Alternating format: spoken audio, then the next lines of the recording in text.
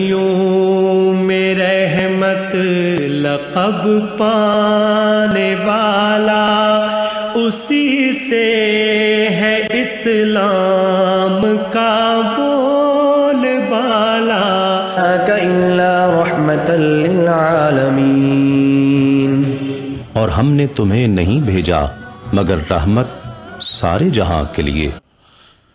الحمدللہ رب العالمین والعاقبۃ للمتقین والصلاۃ والسلام علی سید الانبیاء والمرسلین وعلی آلہ واصحابہ اجمعین، اما بعد فاعوذ باللہ من الشیطان الرجیم، بسم اللہ الرحمن الرحیم۔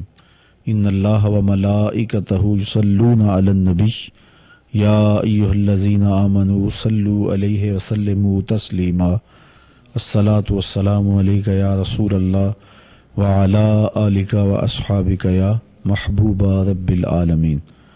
تمام حمد و ثنا، تعریف و توصیف اللہ جل مجدہ الکریم کی ذات بابرکات کے لیے، جو خالق کائنات بھی ہے اور مالک شش جہات بھی۔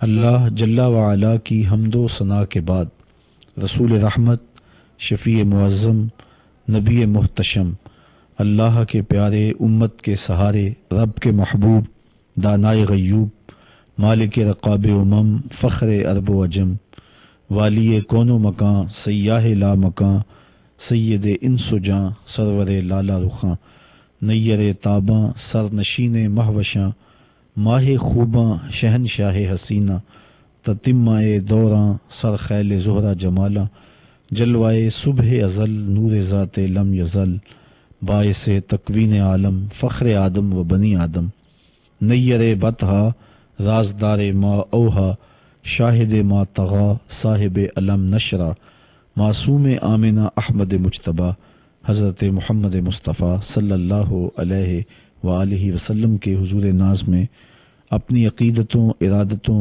اور محبتوں کا خراج پیش کرنے کے بعد، عالی مرتبت محتشم سامعین، السلام علیکم ورحمۃ اللہ وبرکاتہ۔ حضور نبی رحمت صلی اللہ علیہ وآلہ وسلم کے جو احسانات ہیں، ان میں سے ایک احسان یہ ہے کہ ماں باپ کا جو تقدس ہے وہ انسانوں کو سکھایا تاکہ وہ ماں باپ کے وجود کی برکتیں حاصل کر سکیں، ان کے تجربات سے فیض پا سکیں۔ دوسری جانب اگر اولاد صالح، نیک، فرما بردار ہوگی تو ماں باپ بڑھاپے میں اس اولاد سے راحت اور تسکین پائیں گے۔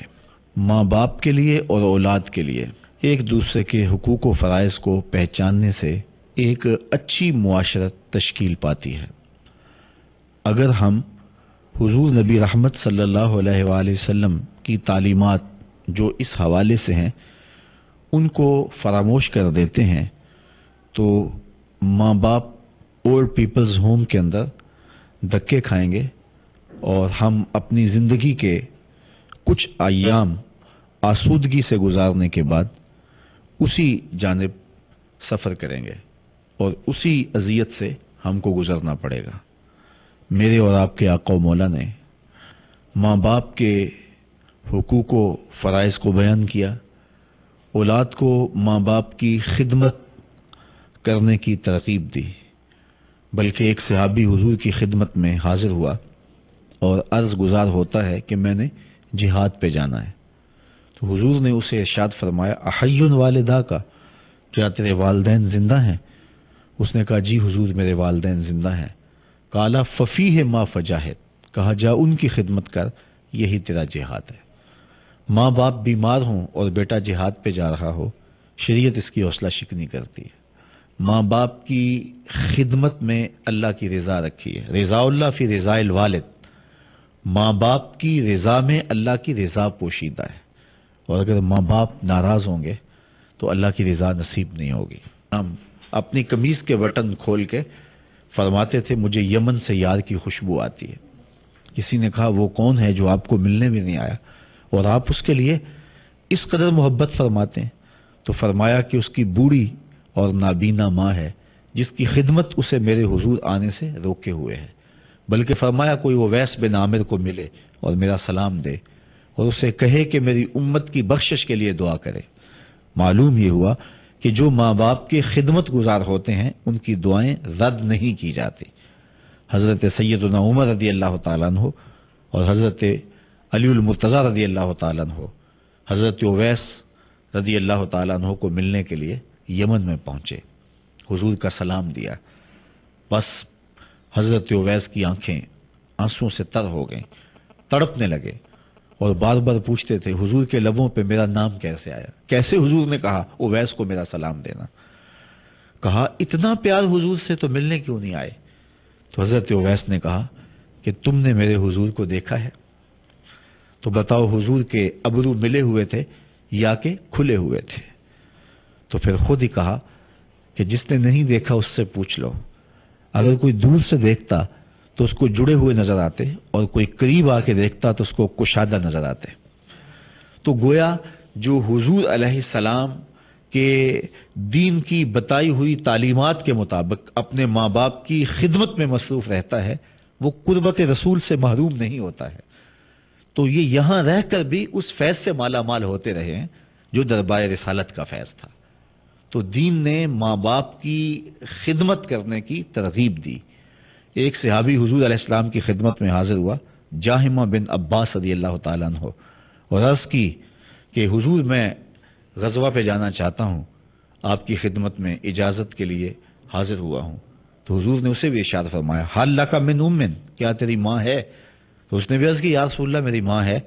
تو حضور نے ارشاد فرمایا فالزمھا فإن الجنہ تحت رجلیھا، جا کے اس کی خدمت کر، جنت ماں کے قدموں تلے ہے۔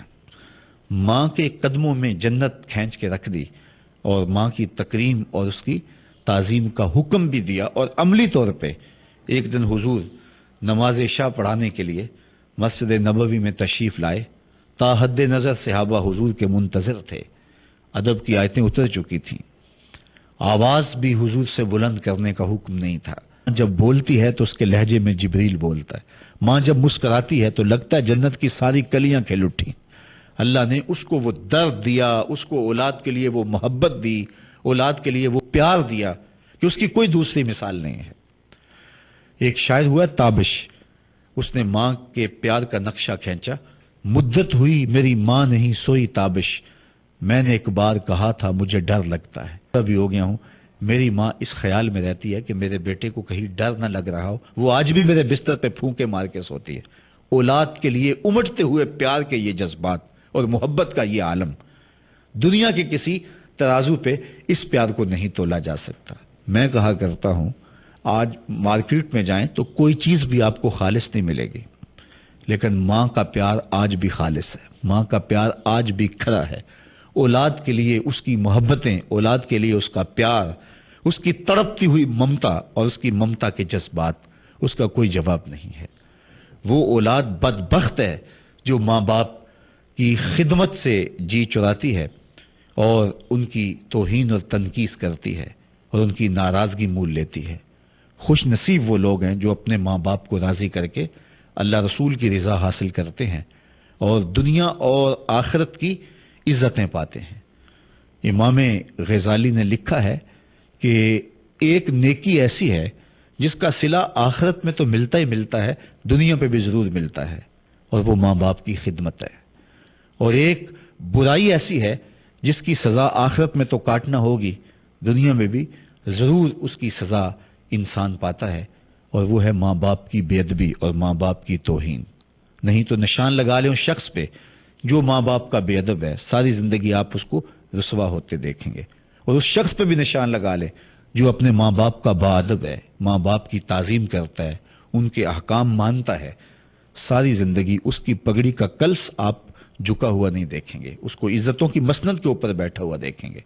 تو ماں باپ کی خدمت کرنے والا، ماں باپ کی تعظیم کرنے والا عزتوں کی مسند پہ فائز المرام ہوتا ہے۔ بلکہ میں نے تصوف کی کتب میں پڑھا ہے جو والدین کے لیے روزانہ دعا کرتا ہے، والدین زندہ ہیں تب بھی، فوت ہو گئے ہیں تب بھی، ناغہ نہیں کرتا، روزانہ اپنے ماں باپ کے لیے اہتمام کے ساتھ مغفرت کی دعا کرتا ہے، ساری زندگی اس کے رزق میں بے برکتی نہیں آ سکتی۔ تو ماں باپ کی رضا، ماں باپ کی عزت، ماں باپ کی تکریم، اس کو ہم خاص طور پہ نگاہوں میں رکھیں اور کبھی بھی ماں باپ کو ناراض نہ ہونے دیں۔ ماں باپ نے جن دکھوں سے، جن تکلیفوں سے ہمیں پالا اور ہم ان مصائب سے گزر کے یہاں تک پہنچے ہیں، ہم جہاں بیٹھے ہیں، ہم جہاں کھڑے ہیں، عزت کی جس مسند پہ بھی ہیں، ہمارے پیچھے ہماری ماں کی دعا ہے، ہمارے پیچھے ہمارے باپ کی محنت ہے۔ تو وہ کتنا احسان فراموش شخص ہے کہ جو اپنے ماں باپ کو بھول جاتا ہے یا ان کی توہین و تذلیل کرتا ہے۔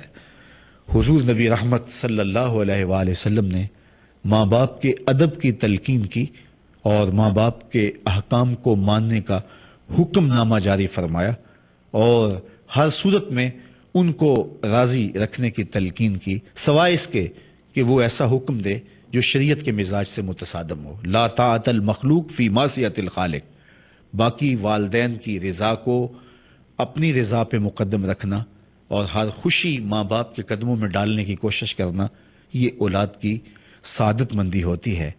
اللہ تعالیٰ نے ماں باپ کے سینے میں جو اولاد کے لیے پیار رکھا ہے، آخر میں ایک بات آپ کے سامنے رکھنا چاہتا ہوں اور وہ یہ کہ ماں اولاد سے اتنا پیار کیوں کرتی ہے؟ اس لیے کہ اس نے اولاد کو جنم دیا ہے، ہر دکھ جھیل لیتی ہے، کسی کے گھر کے برتن بھی مانجنے پڑیں تو اس سے بھی گریز نہیں کرتی۔ شہر میں آ کر پڑھنے والوں بھول گئے ہو کس کی ماں نے کتنا زیور بیچا ہے، کن دکھوں سے مائیں گزر کے اپنی اولاد کا پیٹ پالتی ہیں، اپنا پیٹ کاٹ کے اولاد کا پیٹ پالتی ہیں، دکھ سہتی ہیں، تکلیفیں سہتی ہیں، لوگوں کی غلامی اور گدائی برداشت کر لیتی ہیں، لیکن اولاد کو آنچ نہیں آنے دیتی۔ ان کی تعلیم کے لیے، ان کی صحت کے لیے اور ان کی خوراک کے لیے ہر دکھ جھیلتی ہیں۔ اولاد کے لیے ماں کو اتنا پیار کیوں ہے؟ اس کے سینے میں اس قدر تڑپتی ہوئی ممتا جو ہے اور الفتوں کی جو آباد کائنات ہے، یہ کیوں ہے؟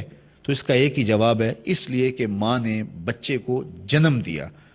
تو اس جملے پہ آپ کی توجہ چاہوں گا، جس ماں نے جنم دیا وہ اتنا پیار کرتی ہے تو جس رب نے خلق کیا وہ کتنا پیار کرتا ہو۔